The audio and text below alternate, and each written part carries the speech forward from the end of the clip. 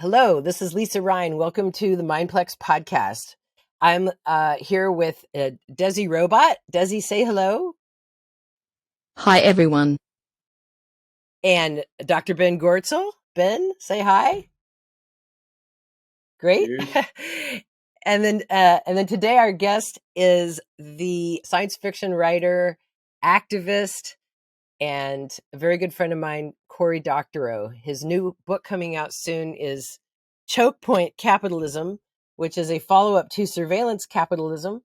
And it's really great to have him on the show, and he's going to help us learn about a lot of things today. Cory, thanks for being here. Thank you very much. It's not exactly a follow-up. My book was called How to Destroy Surveillance Capitalism. This is another book that touches on similar themes. Surveillance Capitalism, which is the book mine was responding to, is by Shoshana Zuboff. Just to be clear that there's no stolen valor here. Okay. Yeah. And I've read Shoshana's book. I've not read your book, How to Destroy Surveillance Capitalism. I'm very skeptical of Shoshana's thesis. So mine is very much a rebuttal, I think, of it. I think she has the right diagnosis that big companies are a big problem. I just think she takes them at their word to her peril when she assumes that the only time they're not lying is when they boast about how well their products work. I think they're probably lying about that too. There's a bunch to dig into there on the AI side that we could talk about. Yeah. Sure. I think when looking over the vast scope of your work before doing this podcast, and I've read a bunch of your books sort of haphazardly over the years. There clearly is way too much interesting stuff to talk about. I mean, your novel from eons ago, Down and Out in the Magic Kingdom, was sort of the Bible on decentralized reputation systems. I mean, back before cryptocurrency was such a thing, and it's been inspirational in some of my work on reputation systems and building real blockchain networks. Then I'd say your views on AI I haven't fully understood and will be fun to dig into. You've come out as an AI skeptic. Yeah. Let's start off with the new book, Cory. What's that about? Sure. So the new book is a book called Chokepoint Capitalism. It's a book I co-wrote with my friend and colleague, Rebecca Giblin. She is a copyright expert from Australia who teaches at the University of Melbourne. And one of her specialties is doing these big empirical studies of things like all of the book contracts that an Australian author has signed in 50 years. And actually just looking at what it is we can learn from the business practices of large publishers about how it is that artistic fortunes have fallen. Because although the industries themselves are quite profitable, the share of the wealth generated by creative labor has been in steady decline for some decades. And this is despite the fact that year after year, decade after decade, we have created more and more expansive copyright rights for creators. That dovetails with my own work, which is really about how copyright has a lot of external costs, that enforcing broader and broader copyright, it hurts creators. It hurts our ability to remix the things around us, which honestly, there is no creator who makes without remixing. But it also hurts the general public, because enforcement for copyright infringement, the more vigorous it gets, the simpler it gets, the more hurdles we clear to it, the easier it is to remove speech from the internet. You just point at it and say, that's a copyright infringement. And the more of a hair trigger the enforcement mechanism has, the easier it is to get that material removed. So Chokepoint Capitalism is a book that advances the theory that copyright doesn't and can't fix the reason that creators are getting paid less. And that the reason that creators are getting paid less is that the intermediaries, tech companies and entertainment companies, who they have to pass through the choke points to reach their audience and get paid for their work, that those intermediaries are increasingly concentrated. And that while they may fight with each other sectorally about who should get the lion's share of the money, you know, maybe the entertainment companies think that they should be getting more money from YouTube, and maybe YouTube thinks it should be keeping more of the money. They both agree that the creator should be getting as little money as possible. Doesn't get anything, yeah. Yeah. And when we give creators more copyright, it's like if you had a bullied kid and every day their lunch money was taken from them by bullies at the schoolyard gates. And so you just doubled how much lunch money you were giving them. We can all understand intuitively that that just gives more money to the bullies. In fact, if you gave the bullies enough money, they'd eventually be able to bribe the principal to look the other way and really expand their operations and sort of formalize them, which is more or less what's happened with copyright. That's what happened. Yeah. Right. And so we advance about 20 different remedies that can be undertaken by individual artists, artist organizations, audiences, local, state, and federal governments, regulators, and startups and technologists that would actually unrig those markets. So it actually, rather than giving creators something to feel indignant about, oh, another person has violated my copyright and I can't put groceries on my dining room table, we just focus on giving them ways to put groceries on the dining room table. We just ignore the indignation part. You're never going to put braces on your kids' teeth with indignation, but you will be able to feed them and clothe them and send them to college and enjoy a good life if we can figure out how to pry more of the revenue generated by your work away from the intermediaries that sit between you and your audience. Yeah. Yes, and it's gotten to the point lately where if there's just a nameless, faceless nobody when you have your own stuff taken down. Which I've had problems with SoundCloud and YouTube recently. SoundCloud especially, there's nobody there, and Yeah. and it's your own record, put out. And I work with White Hive Records, and White Hive Records put up an album that they produced themselves with some larger names on it, some jazz greats on it. And the jazz great company, we think, came after them. We don't know, because all we knew is the stuff is taken down. There's nobody to talk to, and Sure. you're shit out of luck. And it's happening again, and there's no recourse that I can see. Same with YouTube. There's no Yeah. fair use Yeah. exception. At the AGI 21 conference last year, Uh-huh. we had a copyright strike from an excerpt from a BBC news show that was used in a presentation, which was a clear fair use, but there's no Uh-huh. fair use at YouTube. There's, Oh yeah, no and recourse. you're really digging into the important thing here, because in addition to this not serving artists, here you are, working artists uploading music to SoundCloud and not able to reach your audience with it. It also interferes with people who have nothing to do with the creative industries, right? So your learned conference just disappears from the web. I gave a keynote speech at Hope Hackers on Planet Earth, this is the big 2600 magazine conference. And all, I guess, 11 hours of their live stream went offline because something in it, no one knows what, triggered a copy strike. And, it's not just AGI hackers and hackers on planet Earth who find this difficult to navigate. There was a Columbia Law University panel on copyright, fair use, and automated takedown mechanisms, where they showed a bunch of videos of the kinds of things that these should Yeah. that shouldn't be Oh, blocked, and it got and they were taken very down. careful about it. And they got taken, and they couldn't get it put Yeah. back up. The way that they got it put back up was by making a public stink, but not by Yeah. following the putback procedure. The putback procedure is Doesn't work. it's like Yeah. the crossing button, the pedestrian crossing button. It's just there to make you feel good. You can press it all you Yeah. like. The Yeah. system will do its thing if it wants to, but the button's not connected to anything. It's like when you're driving the car, and then your kid wants to drive the car, so you give them one of those Fisher Price steering wheels that clips onto the car seat, and they think they're driving the car too, and it's all it is a plastic toy. Yeah, it's Yeah, so ridiculous. I think yeah, go ahead, Ben.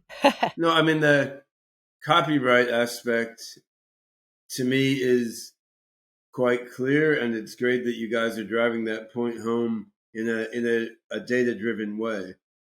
I think from the broader perspective of surveillance capitalism and all the other pathologies of the current late capitalist ecosystem, this is the use of copyright in this way is just one among many examples of the excessive power that's accumulating in these centralized mega corporations, fueled by loads of computers, loads of machine learning and narrow AI systems, and all the data that they're sucking up, and finding alternatives to that allow creators to find audience as well as get paid is quite a challenging thing, right? I mean, that's something Lisa and I are aiming at now with the whole Mindplex project, of which this podcast Mm-hmm. is a small part, which is So a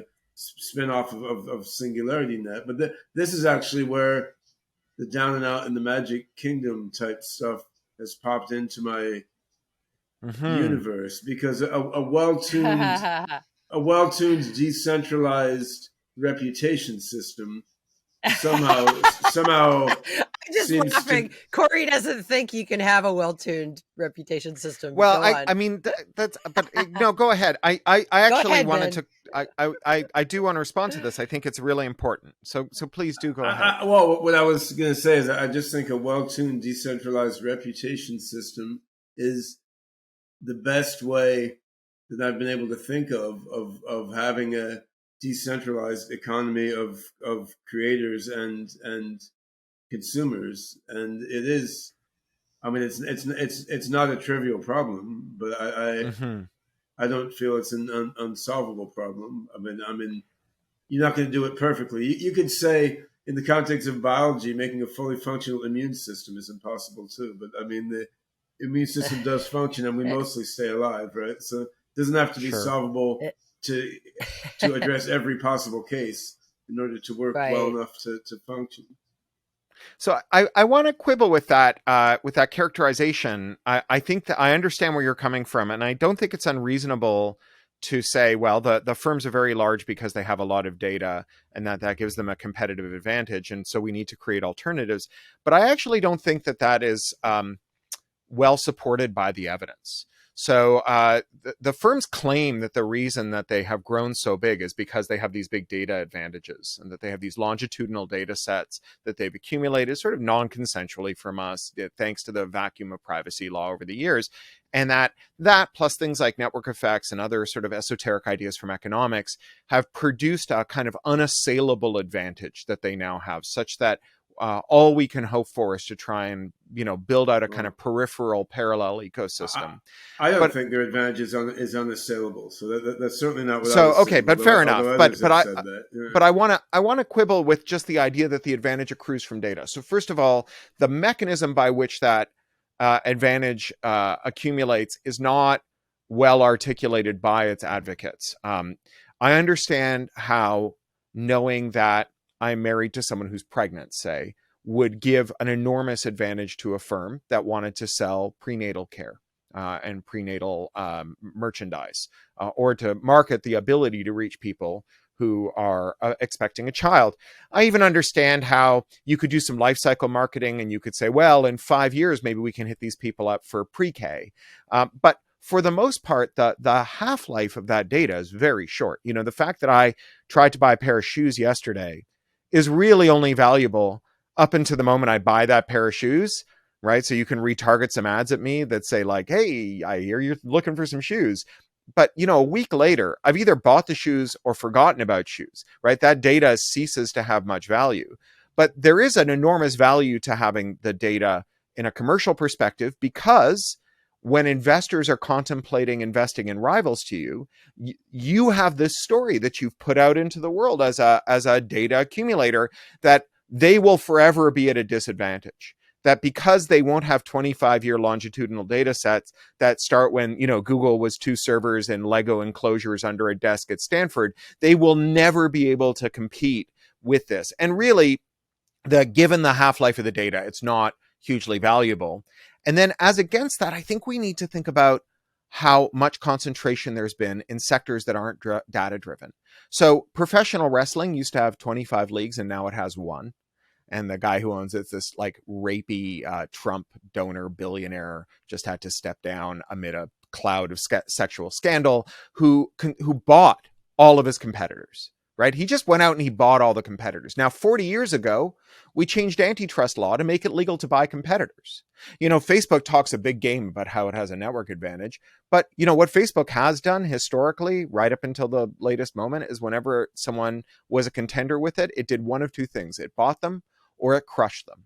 So Instagram comes along, Mark Zuckerberg sends an email to his CFO in the middle of the night, which I'm sure he regretted later, that said, it is better to buy than to compete. We should buy Instagram.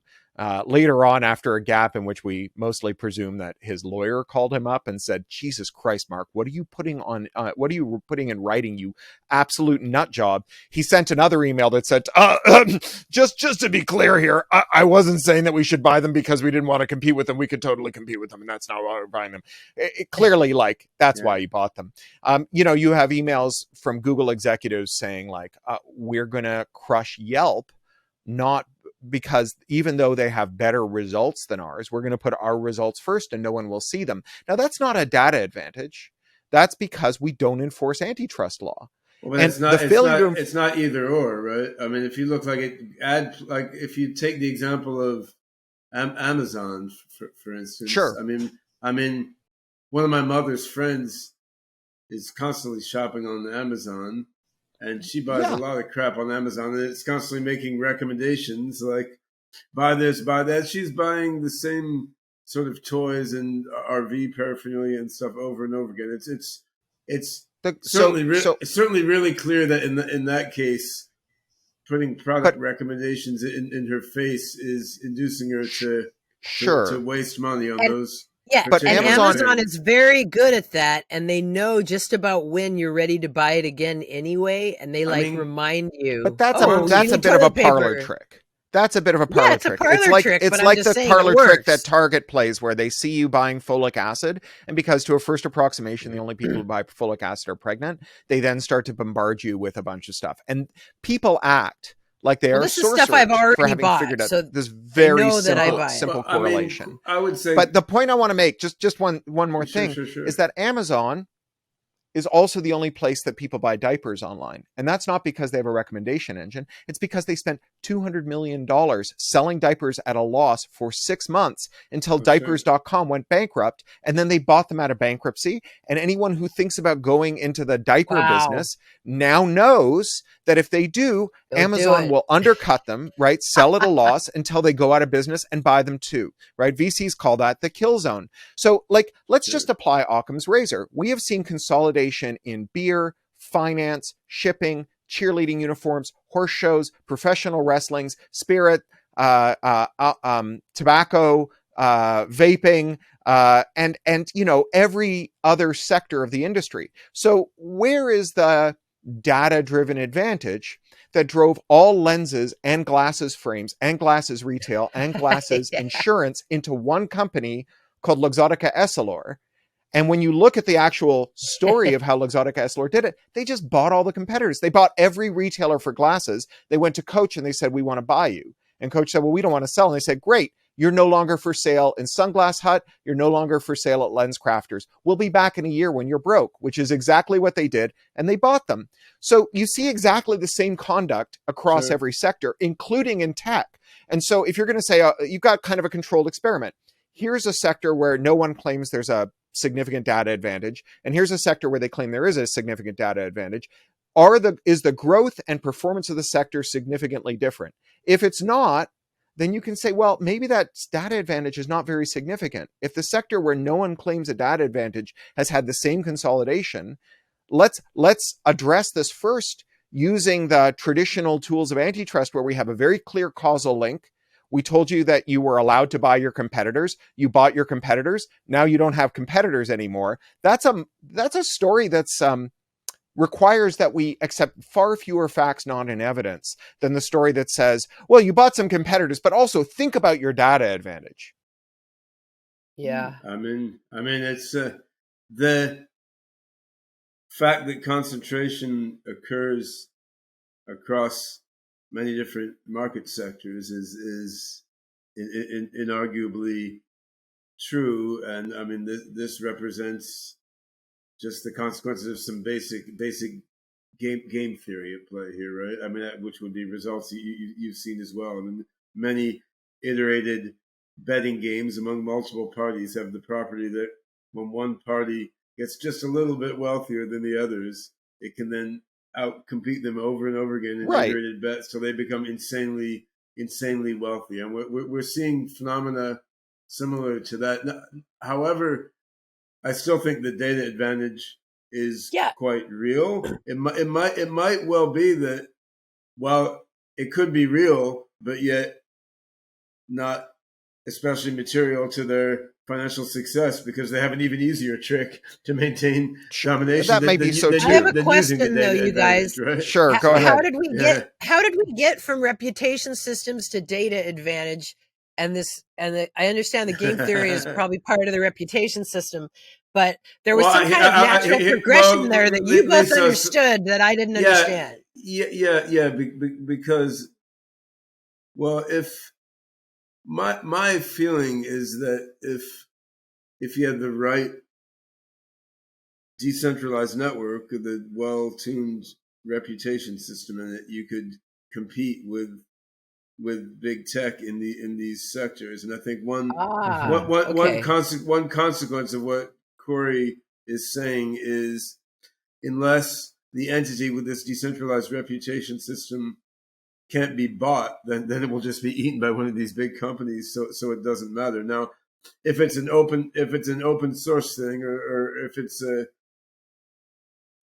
cryptocurrency based thing that big companies don't want to buy, then maybe they can't or won't buy it, right? So not like Linux can't be bought. Not everything can be bought, right? But it would have to you'd have to have something that has the appropriate decentralized structure and is also Open source, is also, well, right? open source isn't good enough. MySQL was bought, right? It has to be acquisition proof in a more robust way.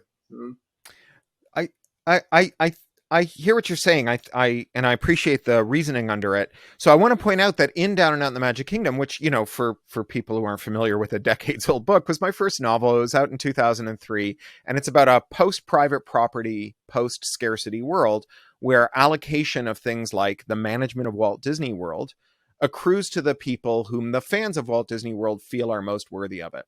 And it's really important to point out that what happens in Down and Out in the Magic Kingdom is not the creation of a parallel world, right? They don't say, all right, we're going to build a cooperative reputation-based Disney World. They say we're going to take over Disney World and make it reputation-based, right? The future composts the past, right? And so this kind of entryism is something I'm very fond of. You know, the way that we fixed the Bell system in that brief period when we enforced antitrust law against Bell, but before we stopped enforcing it and let all those baby Bells buy each other, the way we fixed it wasn't by building a different Bell system. It was by taking over the management of and directly intervening in the affairs of that Bell system. It was through not decentralized government. It was through state power checking corporate power. Sure. And we had, and to go back to this question of what are the forces that gave rise to consolidation, another thing that we must consider in our backwards chain of reasoning where we're trying to understand causal relationships from phenomena that we've observed is that over a period of 40 years, when we prohibited companies from engaging in significant mergers, from buying their nascent competitors, from engaging in predatory pricing, from establishing vertical monopolies, in those 40 years, we didn't get monopolies. Yeah. Right? And then when we stopped enforcing those rules, Funny thing, we got monopolies. Sure. And so, you know, I as much as I'm interested in questions like what would make a good reputation system and what is a good decentralized system and so on, I think that there is the danger of kind of novophilia, like a chasing of novelty, or of maybe even a kind of regulatory nihilism that goes like this. Reputations are cool. Antitrust law is old and boring. It's, you know, a 19th century doctrine for oil barons. And regulators, look at how badly regulators screwed it up. Why would we even try? And it kind of ignores the 40 years when regulators did a good job. and it worked right? fine. So yeah, maybe we can, or, you know, it wasn't perfect, right? But it did a good job. Like it accomplished its goals with some costs. And, you know, industry was less fast changing and dynamic then, though, right? So I mean, there were significant mid-century America from post-war to 1980 is probably the most dynamic era in industrial history in terms of total ground covered. We're talking about a period that went from literal horse-drawn carriages as a standard mode of transportation for a significant fraction of Americans to rocket ships, right? That was not a slow-moving period. That was a very fast-moving period.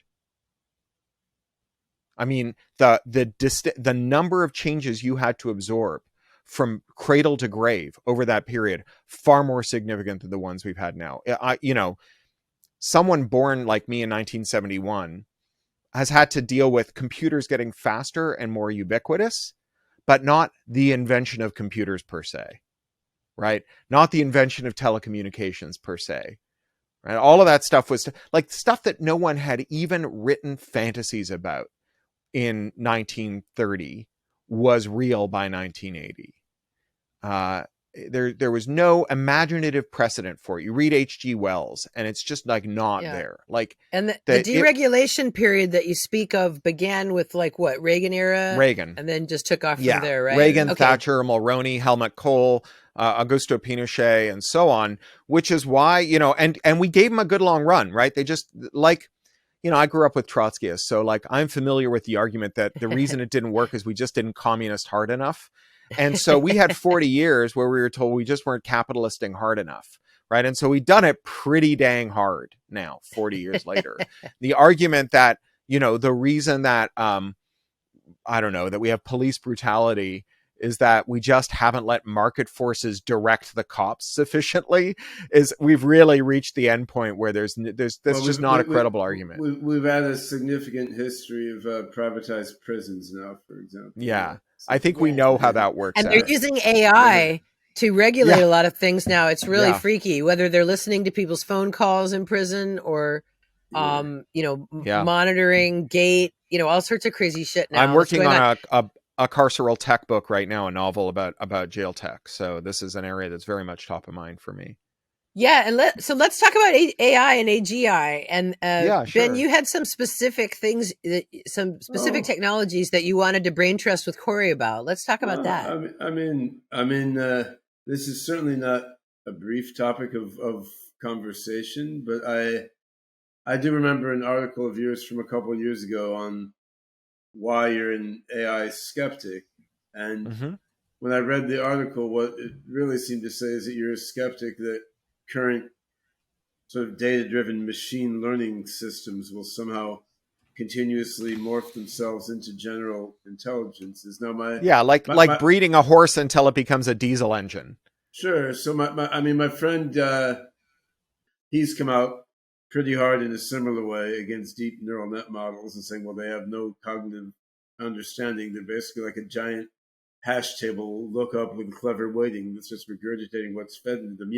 Yet, he's spending his research career working on sort of more robust cognitive architecture and neural symbolic based AGI architectures, kind of like what I'm doing, though we each have our own approaches. So I'd say Gary and I are each skeptics of machine learning systems being the right path to AGI. Machine learning in the narrow sense of current sort of data mining, data-driven machine learning systems. But neither of us would describe ourselves as an AI skeptic, right? We're both pretty hardcore AGI optimists because we think that our little group of maverick researchers off in the corner is taking the right approach to building AGI. So I wasn't clear how far your skepticism extends and for what reasons. Yeah, it's a good question. So like I would never want to yuck your yum and say like you shouldn't try and figure out what consciousness is, like what intelligence is, and then try and model it and even improve upon it. That's I don't think that's like an immoral undertaking.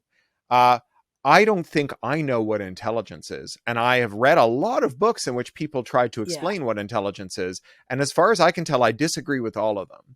Well, those two questions, what is intelligence and what is consciousness, that we can't answer ourselves about our own, and then we're modeling it, is the funniest part of the whole situation.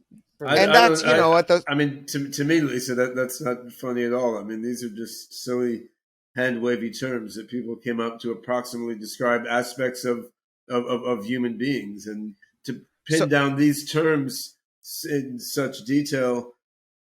So what? It's not necessarily especially relevant to building immensely powerful artifacts, which can then be in fuzzy and confusing ways described with terms like consciousness and intelligence, just like we describe natural organisms with these terms in fuzzy Right. and confusing Right, ways. but you're making my point that maybe I didn't explain very well. But the point is, like, we don't need to define those things to be able to do what you're trying to do. Mm-hmm. But yet, when people discuss these terms, they often start there as I if guess that was I mean, what we just were like doing. you don't need to define beauty to make amazing art. You don't need to define life Sure. to do synthetic biology either, right? I mean, Right. Well, and I think that it's all interesting. one of the things about trying to teach or make something is it makes you really crisply define what it is the thing that you're teaching or making, right?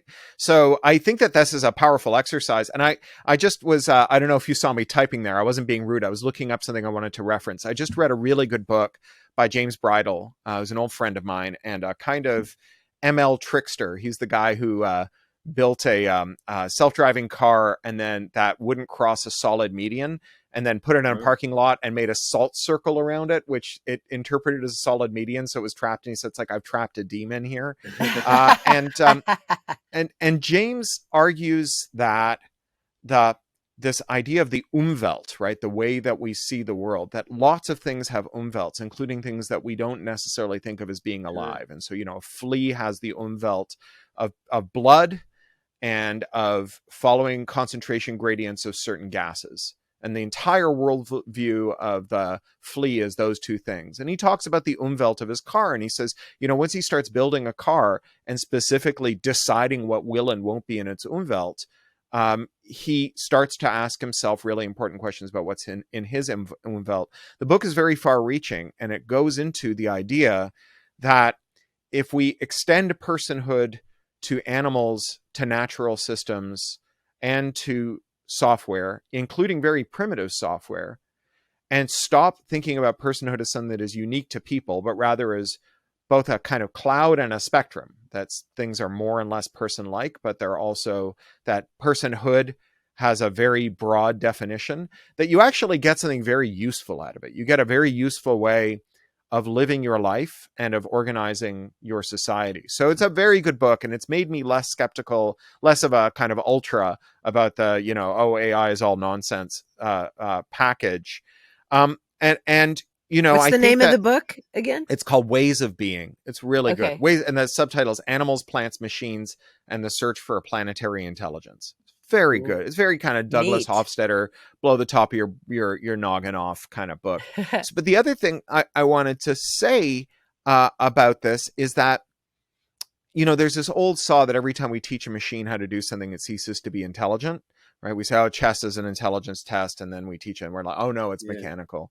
And there's a corollary to that, which is that in the days in which we didn't have to use machines to have the final word over things, when we didn't have to quantize all inputs, we were able to have fuzzy edges around what we thought of as crisply defined categories. So like, what's a name, right? My grandparents had like 7 names, right? They had like a Hebrew name, a Russian name, a Polish name. They had an anglicized name. They had a nickname, and my dad's name, as far as he knew when he was born, was Genyek, which was the name his parents gave him when he was born in Azerbaijan to Red Army deserters.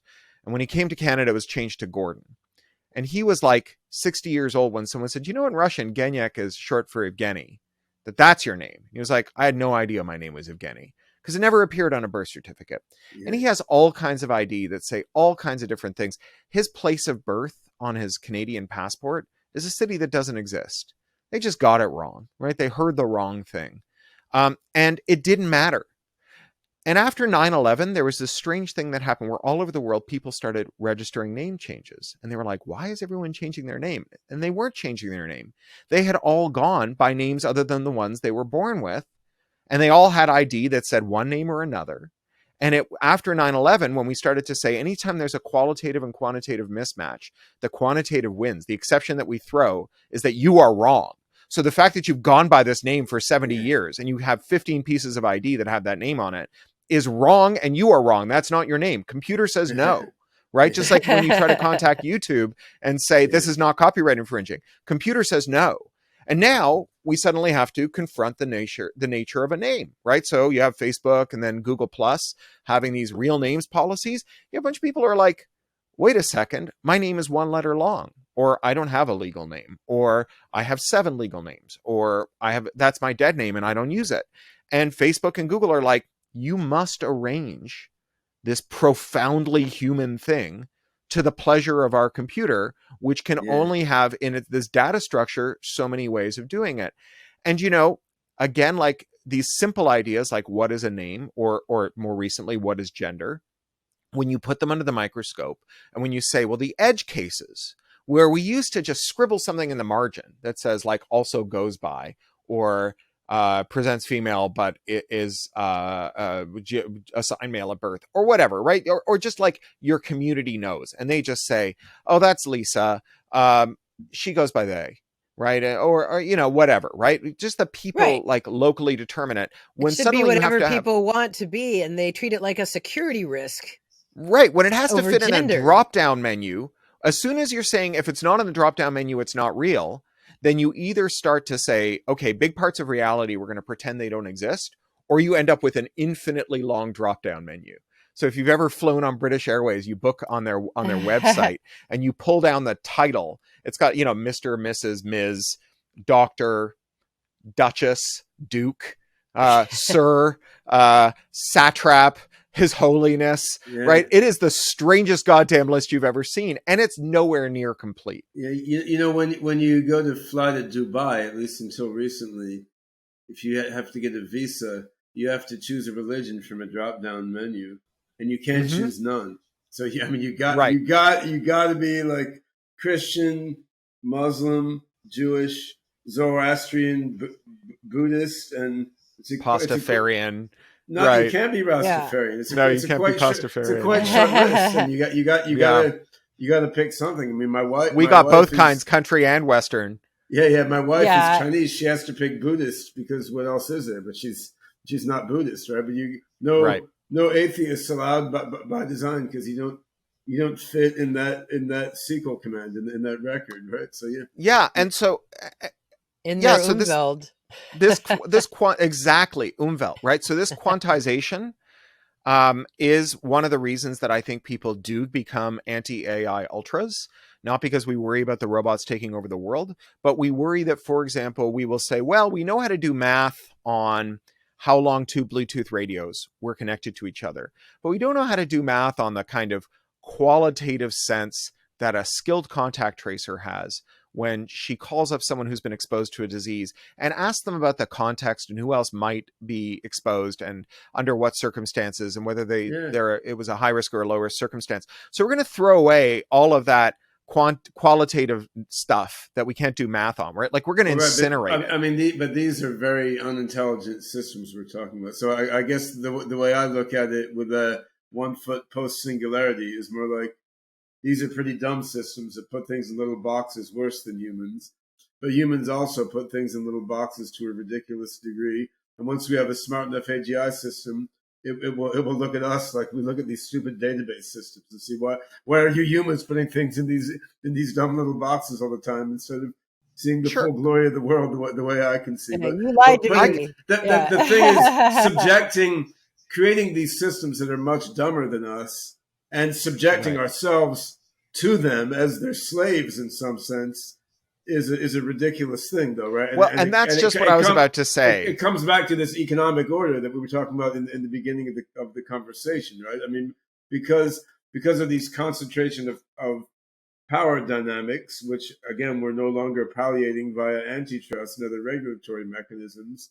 I mean, you have big companies making systems that are dominating our lives, and an easy, relatively low effort way for them to do that is to roll out database-driven systems and relatively dumb, narrow AI systems. And we've got to eat them because these companies have all the power. And then this is like the dictatorship of the stupid machines rather than the smart machines, right?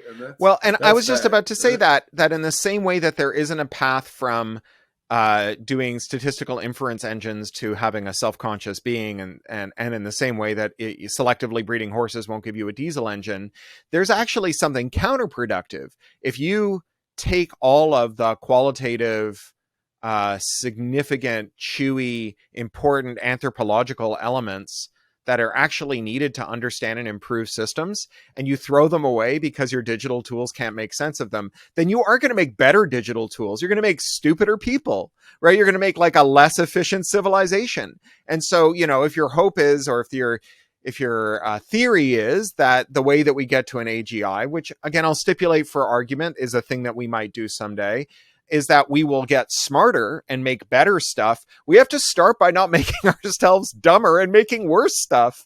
And, you know, substituting kind of, except the AGI can be made by a small number of smart people while everyone else gets dumber and dumber. Oh, well, maybe.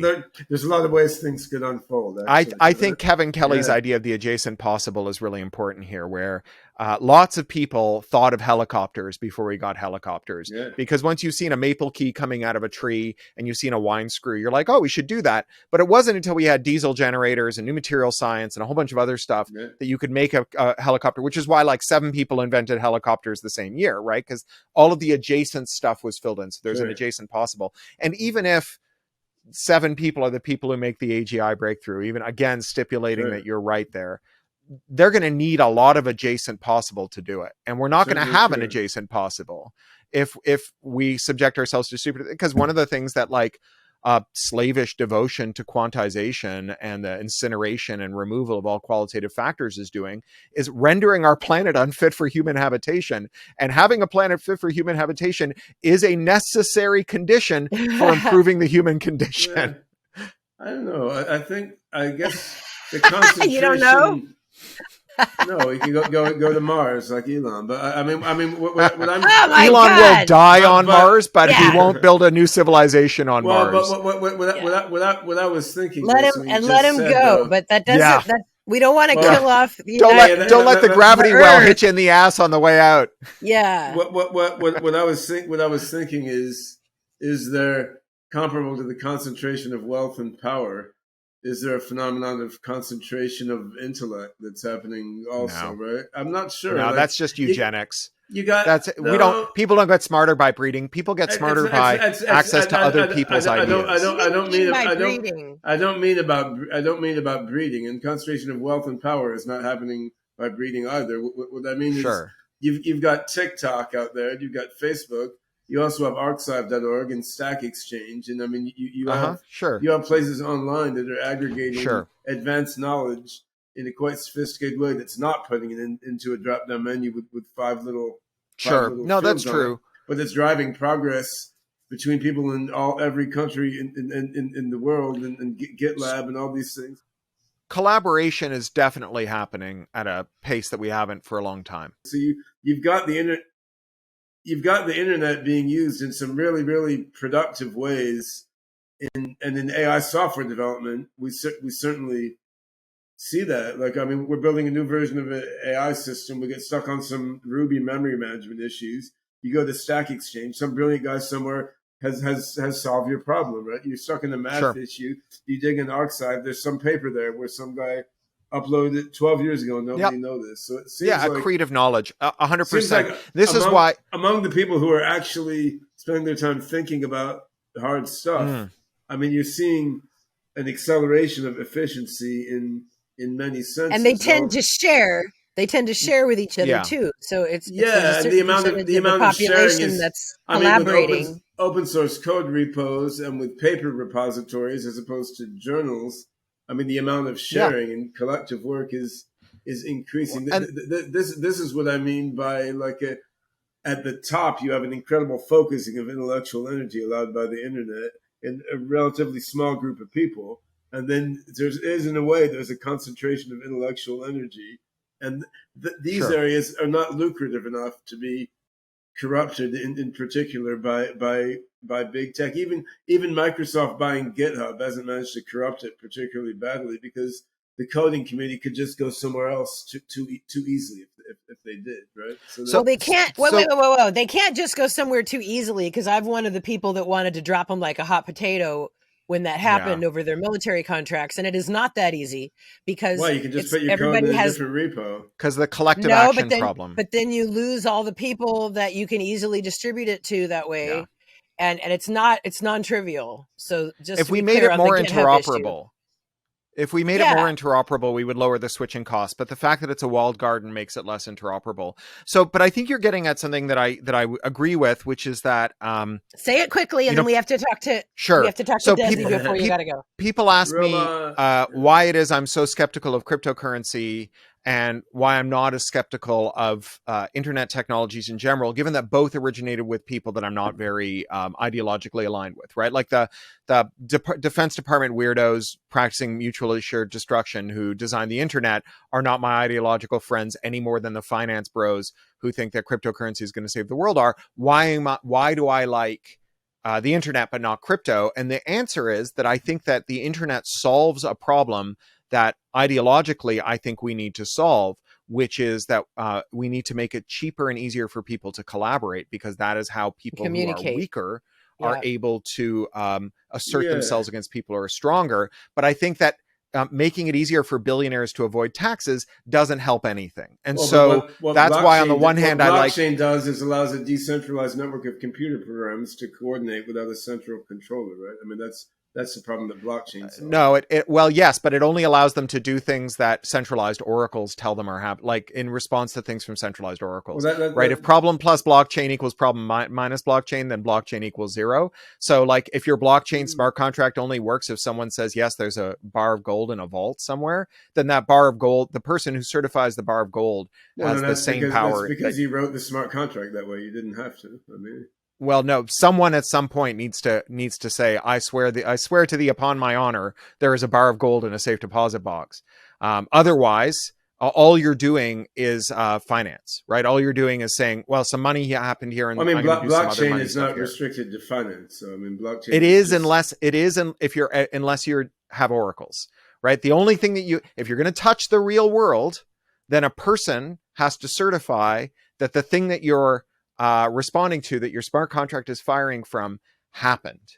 If there's no oracles, if there's no human oracles, then there's no contact with the real world. Well, right? There are sensors that are purely mechanical, right? I mean, yeah, but you have to agree that. But you're just pushing the qualitative realm into another zone. So I pay you to wash my windows, and we have a smart contract, and once my windows are clean, you'll do it. And so you say my sensor says your windows are clean.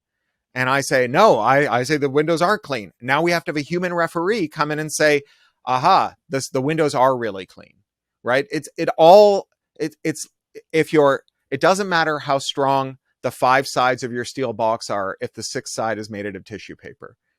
And so but isn't that the point of collective governance, is that there's a group of people that as a group who are now a centralized authority, right? And if it's they're decentralized, if it's one token, one vote, then the richest person runs the decentralized. Well, that's true for some networks, but not all networks. That's not the only governance mechanism, right? I mean, well, but the only way to do anti-Sybil stuff is to not care about individual identities and only care about individual wallets.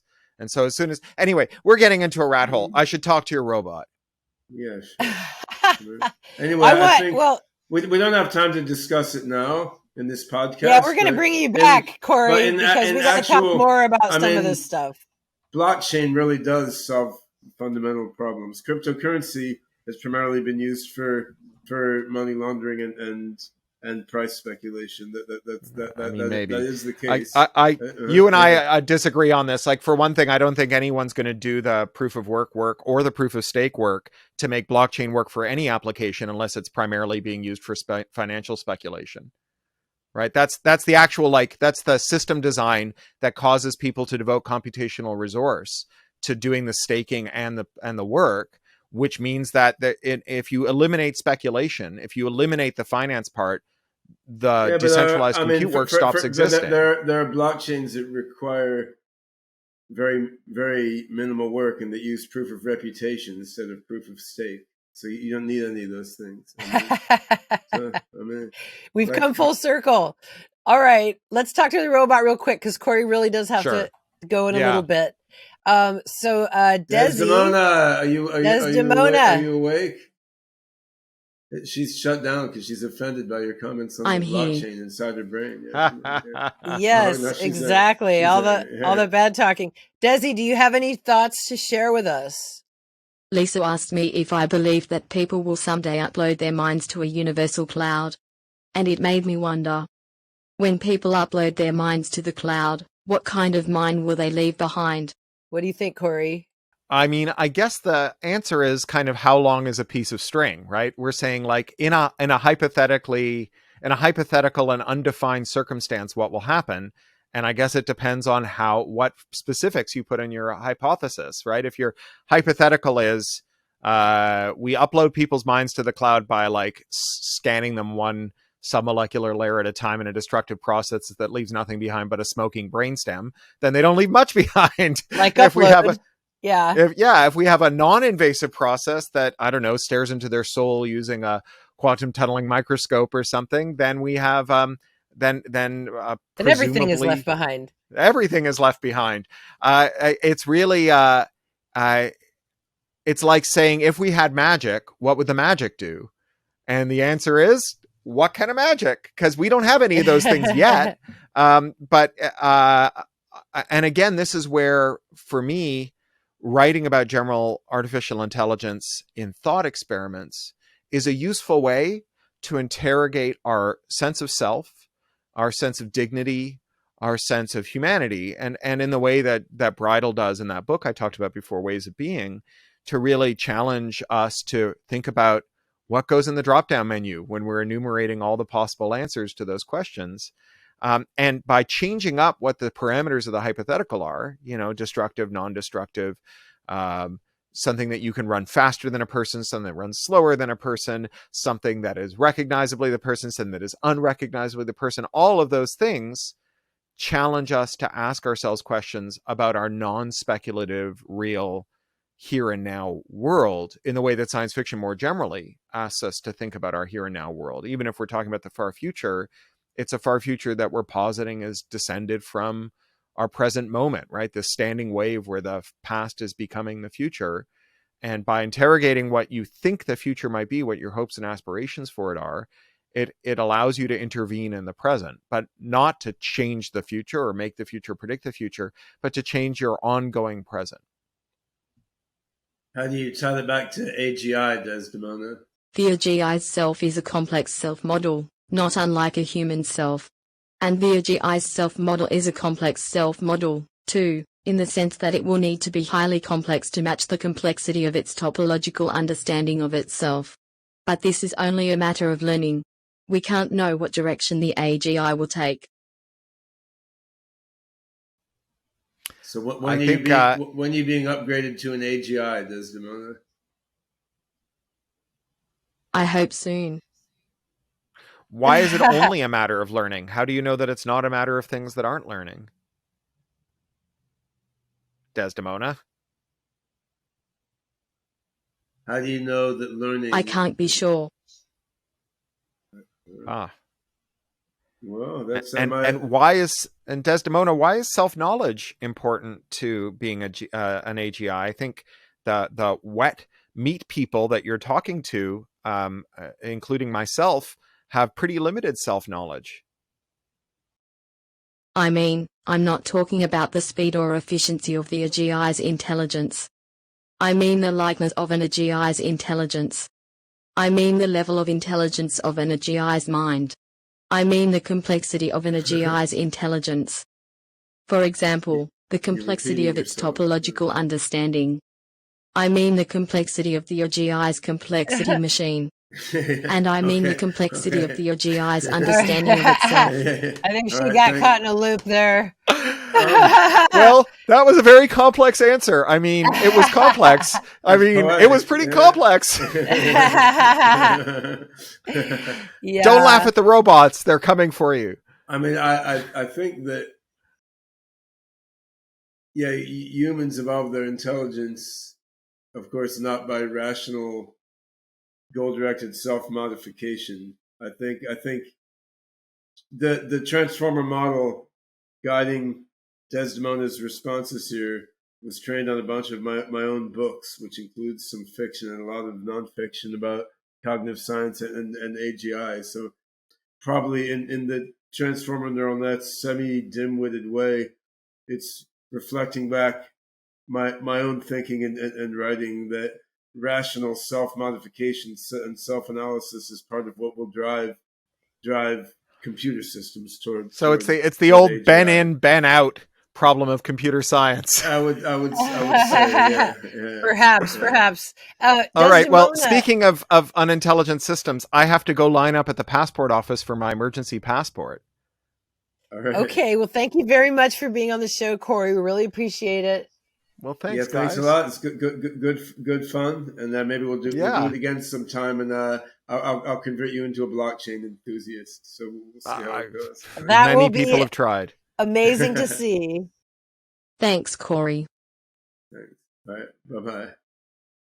All right. Thanks, everybody. Sweet dreams.